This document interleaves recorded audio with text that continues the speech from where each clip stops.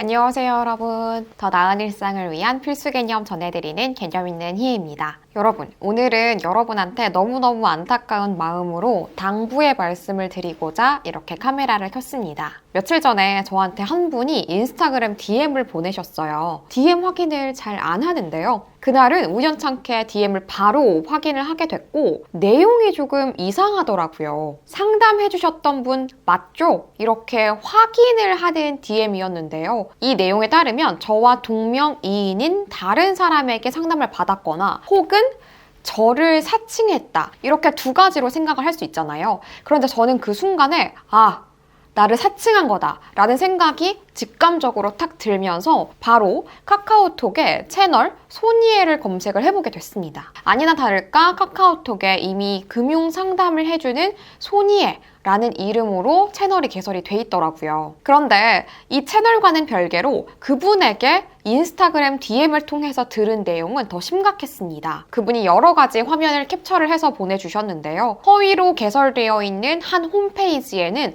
마치 저인 것처럼 저의 인스타그램에 게시한 사진들 혹은 제가 라디오에 출연했거나 다른 연예인분들을 만났거나 유명세가 있는 분들을 만난 모든 사진들, 기록들 이런 것들을 거기에 전시를 해두고 저인 것처럼 투자를 권유를 하고 있더라고요. 이 홈페이지에는 아까 제가 발견했던 카카오 채널과는 별개로 카카오톡 오픈 채팅방에 접속을 할 수 있는 링크가 걸려 있었고 이걸 통해서 투자 상담을 받도록 돼 있었습니다. 저인 것처럼 행세를 하고 다른 사람들에게 거짓의 허위 정보로 투자를 권유하고 또 이런 것들을 미끼로 삼기 위해서 그 가짜 홈페이지에는 마치 투자를 통해서 굉장히 많은 돈을 번 것처럼 수익을 얻은 것처럼 허위 댓글 등도 거짓으로 게시가 돼 있었습니다. 심지어는 저는 이걸 계기로 네이버 등의 포털 사이트에 제 이름을 조금 더 꼼꼼하게 검색을 해보게 됐는데요. 제 이름으로 이와 유사하게 아마 동일한 사람인 것 같아요. 수십 개의 블로그를 돈으로 사서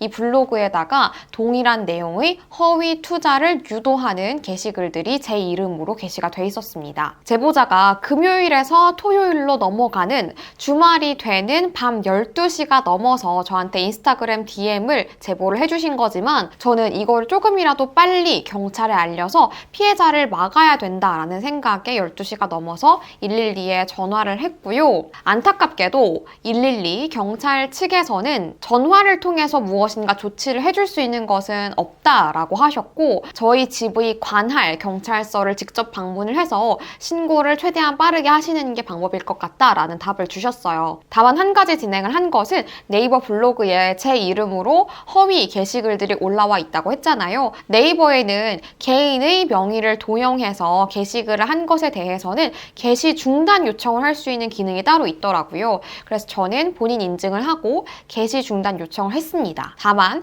너무나도 안타까운 것은 일일이 한 게시글을 지우기 위해서 한 번 본인 인증, 또 다른 게시글을 지우기 위해서 다시 본인 인증 이렇게 여러 번 거치다 보니까 고작 2개를 진행을 했는데도 20분 정도가 흘러 있더라고요.